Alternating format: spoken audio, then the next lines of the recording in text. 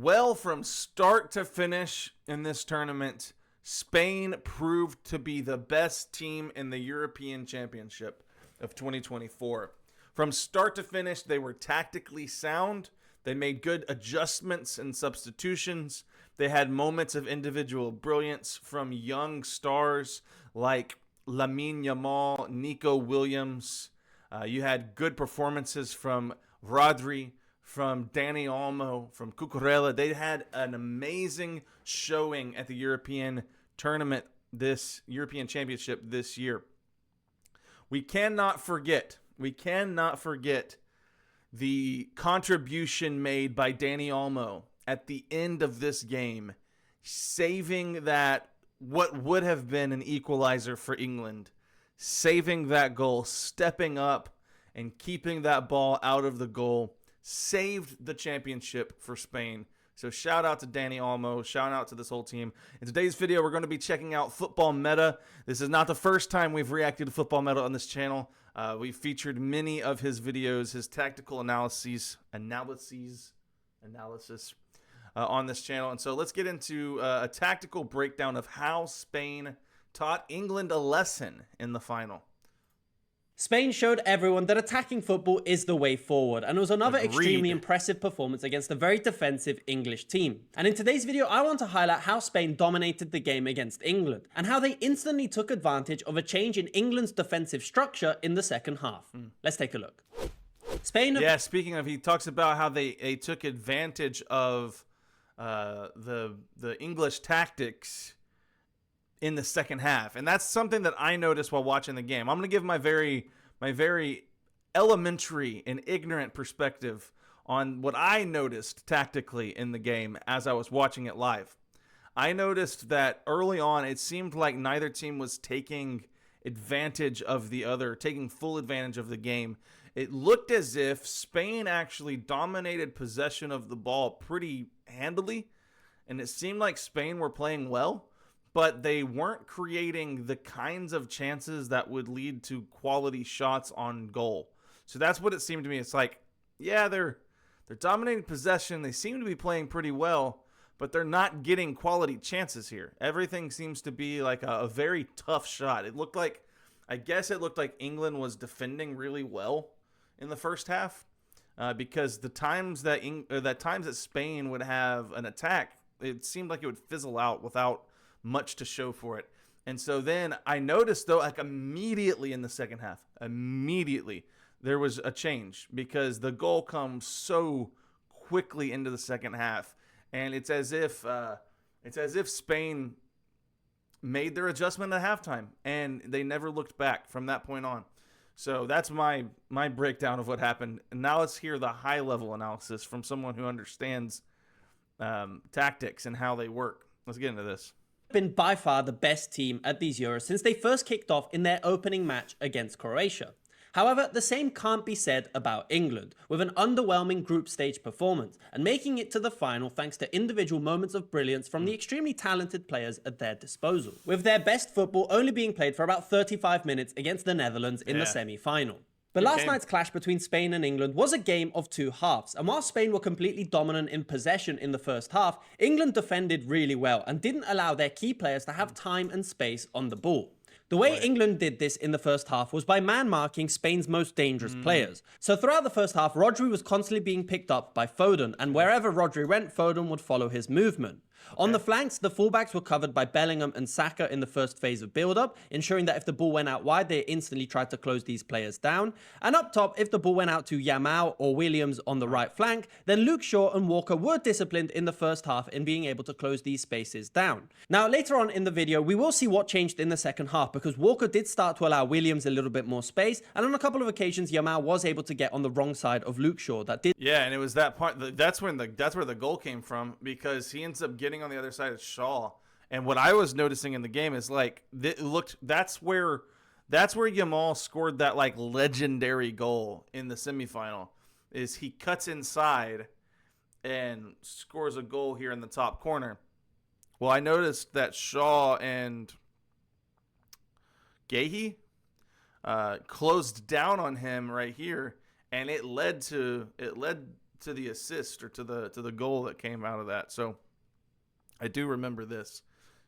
Yeah, interesting. Did lead to the first goal. But in the first half, with England adopting a pretty low defensive block, they were able to limit Spain's space. And while they did dominate possession, they weren't able to create any major opportunities. And throughout the first half, England didn't really press Spain too aggressively. And we could see that with the first 2v1 at the back between Laporte, Lenormand, and Harry Kane juggling his position between these two players. And Spain were able to control the game because Harry Kane was pretty slow at moving between these two players. And You saying Harry Kane was slow in this tournament?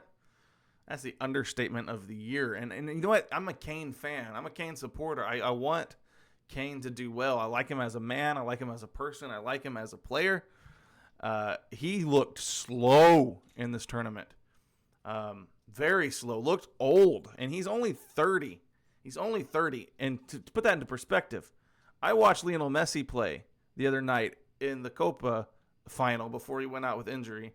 That man, he didn't look as slow as Kane. And he's older, and he's more wear and tear on his body than Kane. So it's kind of like, man, Kane, I hate to be disparaging of him, but the man just is, he doesn't fit in this system at all, because he doesn't threaten. He doesn't have, there's no vertical threat with him. That's like when they put Watkins on. Watkins was throughout the tournament, whenever Watkins would come in, he gives you that vertical threat that stretches the defense. Because you have to worry about him making a run. You don't have to worry about Kane making a run. Plus, he plays like way back here all the time, and tries to distribute out, but his movements are so slow. At least that's what I was noticing. Anyway, I could be just spouting nonsense here, but I think that's what I was seeing, is that he's just slow and he's stuck back here all the time. And they needed somebody to be threatening making runs at the goal. They were able to pass the ball between them and move the ball out wide. But it did work quite well because in the center, even if these players were able to move past Harry Kane, there weren't too many options open to them. Rodri was always constantly being marked by Foden, so they didn't really have the easy ball into Rodri to dictate the tempo of the match. Carvajal had little space with Bellingham, sometimes being able to move the ball over to Yamal, but as soon as the ball was out wide on the flank, then Luke Shaw was very disciplined at moving over and not allowing the young Spanish winger to have time and space on the ball. It was the same on the opposite flank as well, with Saka being very disciplined with his movements out wide onto Cucurella, and Walker also not allowing Williams to have too much time and space on the ball. And even in the centre, Mainoo and Declan Rice were able to limit the movements of Dani Olmo and Fabian Ruiz, in the first half at least. Because if Fabian Ruiz did drop deep consistently, then Mainoo was very comfortable pushing forward and making sure that he didn't have time on the ball. And Declan Rice was left on a 1v1 with Olmo and did follow his movements quite effectively. Now, again, there were some issues with Declan Rice, especially when England regained the ball. His distribution and his first pass was pretty limited and did cost England a few risky moments, as Spain's counter-press was extremely effective and they were able to regain the ball quickly and then attack forward. But because of this defensive structure with a 2v1 with Harry Kane and Gay and Stones being in a 2v1 against Morata, England were able to defend effectively. As the ball went out wide to Yamal, for example, Luke Shaw would instantly close down and any run into the half spaces was covered. So Carvajal would be covered by Bellingham, Declan Rice would be on Olmo, and then if Morata moved over, then Marc Gay would be ready to close these positions down. And there wasn't too much to report on the first half, because while Spain were extremely dominant in possession, they didn't really create any clear-cut opportunities. And England's game plan was pretty clear: to counterattack as quickly as they could. However, they weren't really able to do this too effectively. And one of the main issues for England in the first half was that they weren't able to keep hold of the ball when they finally did get a hold of it. And this was down to two main reasons. The first being that Spain were extremely effective in the counter-press. So if England did regain the ball, they instantly closed down any English player and made it extremely difficult for them to find options. There's an example of England trying to move down the right flank, with Cucurella making an important 10-meter run forward to put pressure on Saka and Mainoo and force them to make a mistake. And this was something that was extremely evident throughout the first half and throughout the game from Spain. But the second issue for England in possession in the first half was Pickford's reliance on playing long balls forward into the strike. Oh, Pickford and the long balls, man. Sounds like a old 1970s or I don't know, early age punk rock band. Pickford and the long balls. Boy, he likes the long balls. I'll tell you that much. into Harry Kane, or even out wide into Bellingham or Saka. Now, every time the ball went forward into Harry Kane basically never won the aerial duel, and Spain were able to regain the ball. Sometimes England were able to put the ball down if the ball went over to Saka, and they were able to get a 2v1 with Walker aggressively pushing forward and trying to gain possession in these areas. But even if England were able to get players in these positions, they rarely were able to play it forward and find space in behind, mostly because as the ball came here, then Harry Kane wasn't making forward runs. There was no one threatening an immediate ball in behind the defensive line. A lot of times, even on the left flank, with Bellingham picking up the ball and finding Kane dropping between the lines, Kane's movement was... Look at him. Look how far out he's playing. He's playing deep. They need someone at Kane's position. They need someone who's stretching and making runs. He's playing out so deep, and then he's trying to distribute, but he's slow and clunky. Just look at it already. You can just tell by this freeze frame here that this is a slow movement. Again, pretty slow and wasn't able to create any dangerous opportunities. But in the second half, there was a big change to Spain's structure, and it actually proved to be a blessing in disguise for their attacks, because Rodri made way for Zubimendi in the center of the pitch. Now, the main issue here is that for some reason, Foden didn't keep the same man-to-man marking structure that he did against Rodri in the first half. So, for example, Zubimendi... That's probably scouting report right there. Probably coaches saying that when Rodri's on the pitch, you've got to mark him. You've got to track him. You can't let him out of your sight. Well, Zubimendi, perhaps you can leave him alone a little bit. That sounds like a scouting report thing. Like maybe Foden knows that when Rodri's in the game, your only assignment is to take him out of the game. But with Zubimendi there, maybe you don't have to as much. You'd expect Foden to just follow his movements like he did with Rodri. However, in the second half, Foden started to push forward a lot more aggressively. And this meant that a lot of times it was no longer a 2v1 between Harry Kane and the two centre-backs, but Foden was putting pressure on Lenormand more consistently. But this led to a lot of issues for England because it left one player in the centre completely free for Spain. So you often saw either Mainoo pushing up onto Zubimendi or even Declan Rice pushing forward into a much more aggressive position, leading to Spain having a lot more free players in the centre. Oh, yeah, so that leaves... Okay, so now I'm tracking with it. So with Rodri here, so Rice can stay back here with Olmo, Mainoo can stay with Ruiz.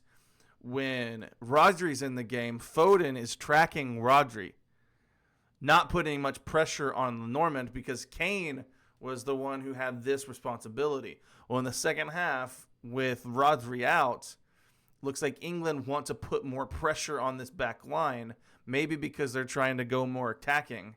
And so Foden starts to press. Well, what that does is that means that Rice has to come off of Olmo to get Zubimendi. Or if he stays here, then Zubimendi's got free reign to operate. But all that does, though, with him pushing forward is it leaves a player. Because wherever Mainoo goes, it's leaving somebody open. Dang, now I'm seeing what happened here. Okay. I get it, I think.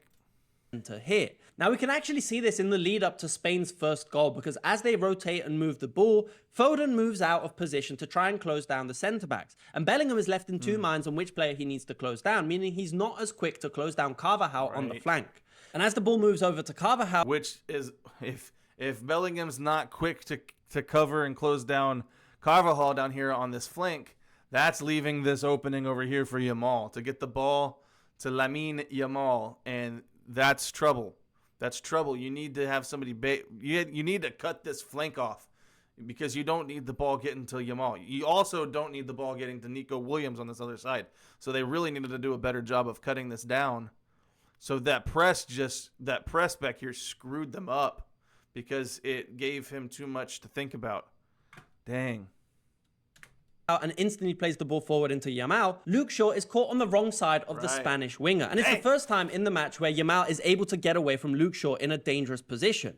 And as Yamal attacks forward and England condense their defense, then the free player in the center becomes an even bigger issue for England because Walker has to tighten his position to cover the run of Fabian Ruiz, leaving Williams in acres of space to finish the chance and put Spain 1-0 up.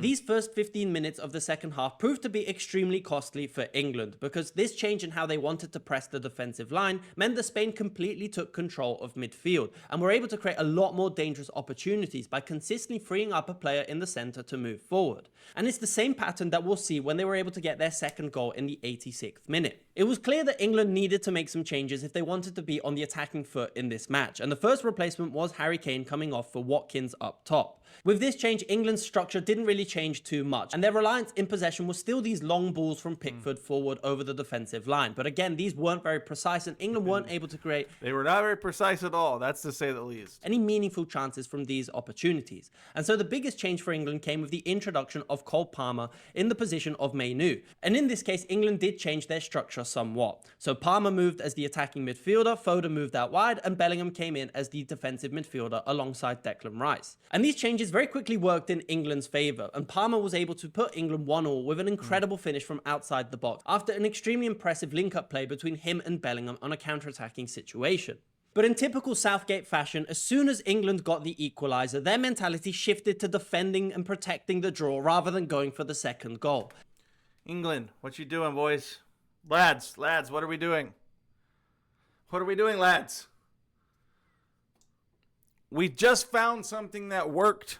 We just did the attacking things. And okay, now that we have a draw, let's try to play for the draw. What an English thing to do. And I'm sorry because I got a lot of English fans and supporters on this channel. What an English thing to do. When you've found something that works, you're going to fight for a draw now. No, stick with what just worked and try to go for the win. Keep attacking. Don't go defensive. Stay attacking. Stay positive. Stay proactive. Try to keep Spain on their heels. Spain will probably adjust. They're a good team. But don't go defensive. And this proved to be extremely costly because, as we saw earlier, Spain's ability to now outnumber the centre of the pitch meant that England were getting caught out through the centre a lot more frequently than they were in the first half. And then we can see that in the... Why do you go defensive when now all of a sudden your defensive tactic is it's giving you so many problems because you've got an open player disadvantage. So if you stay attacking, you keep Spain kind of on their heels. But if you try to just phone it in, play for the draw, and go defensive, they have the ability to attack you. Bad decision. Bad Southgate. Build up to their second goal. And even as Fabian receives the ball between the lines, Declan Rice is not quick enough to close him down, and they play an excellent ball forward into Oyarzabal, who plays it out wide into Cucurella. And again, the position of Walker needs to be questioned because he's too slow to react to the ball out wide, and Cucurella delivers an excellent ball into the box for Oyarzabal to put Spain 2-1 up, with only 4 minutes left on the clock. And after this goal, England had one more big chance for an equaliser if it weren't for an incredible goal line clearance from Dani Olmo to secure the lead for Spain and crown them the deserving winners of Euro 2024. And Spain taught England a lesson in how to approach a European final and proved to everyone that while you may not have the best players in each individual position, team chemistry and structure is by far the most important thing. And just cramming talented players into the starting 11 with no regard for overarching team structure is only going to get you so far. But I'm curious. Right. I appreciate this video, this tactical analysis. Go follow Football Meta over here on YouTube. Excellent content creator. You see this plaque in his background here. I'd like to get one of those. So if you like what you saw in this video, please subscribe to the channel. We're on the way there. 25,000 subscribers over here. A quarter of the way there. So if you like what I do, please subscribe, and I'll see you guys in the next video.